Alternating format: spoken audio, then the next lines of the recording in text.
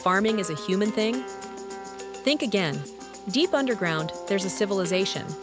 With tiny tractors, tiny pitchforks, and tiny drama. Meet the OG farmers, ants. These guys don't just collect leaves. Oh no, they've got a PhD in agriculture. And their secret weapon? Aphids. Yes, the bug equivalent of cows. Let's see how that works. Meet Bessie the aphid. She's not your average cow. She poops sugar. Ants milk them like pros. Why? Because why work for snacks when you can farm them? Some say ants invented Uber Eats 50 million years ago. But wait, there's more.